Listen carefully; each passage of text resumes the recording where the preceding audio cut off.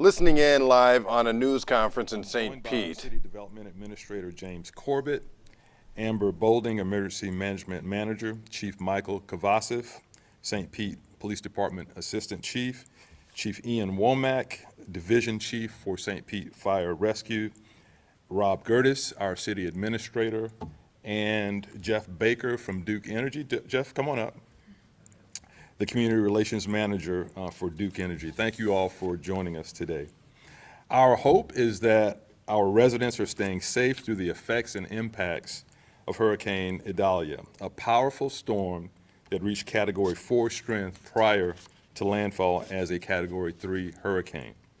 Our teams have been working around the clock. Our police and fire departments have been actively monitoring areas experiencing strong winds, heavy rainfall, and storm surge flooding. Right now, we have city staff managing the impact of Idalia on St. Petersburg, especially all those low-lying areas and roads that are more prone to flooding and high water. But make no mistake, this hurricane left its mark. The reality is that we are not done dealing with the consequences from this major storm. So please stay vigilant and stay alert this morning. All bridges are closed due to strong winds and flooding, including the Howard Franklin, Gandy, and the Sunshine Skyway. All beaches are closed at this hour. We are seeing about 4 feet of storm surge around St. Petersburg. There is a potential and the expectation of tornadoes spawning from this storm. Here locally, we've been under a tornado watch until 3 this afternoon. Governor DeSantis stated earlier this morning that the region had had 11 tornado warnings. So there are still threats to be concerned about even at this hour. Take flooding, for example. Some St. Pete businesses and homes are experiencing severe flooding. So please do not venture outside if you have no reason to do so. You're not only risking your life, but the lives of our first responders. Already this morning, St. Pete firefighters conducted a high water rescue at the Twin Cities Mobile Home Park. Shore Acres and Snell Isle are also experiencing flooding as well. Be extra careful on the roads. It only takes a few inches of water on the road for you to lose control of your vehicle.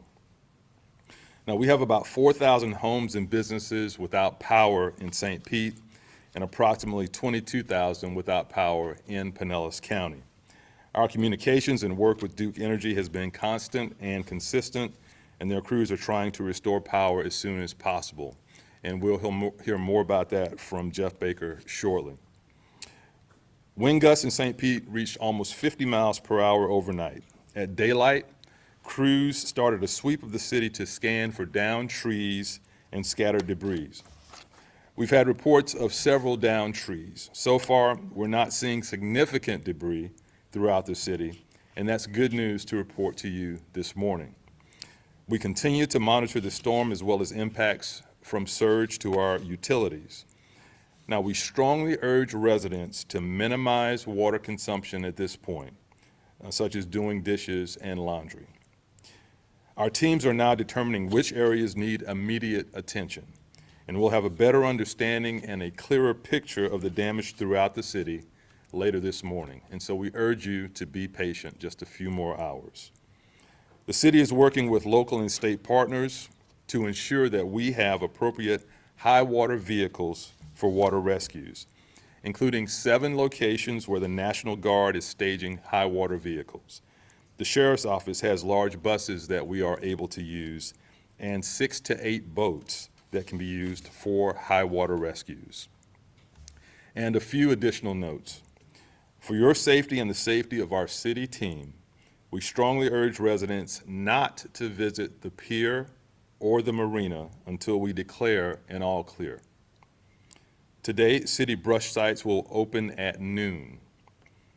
And keep in mind the after effects of last night's storm surge, compounded by the storm surge we expect to encounter early this afternoon, is our biggest concern. The highest impact for storm surge is anticipated this afternoon around 2 p.m. All residents need to stay vigilant for just a few more hours and we'll get through this. Please listen for updates to keep yourselves and others safe through the next several days.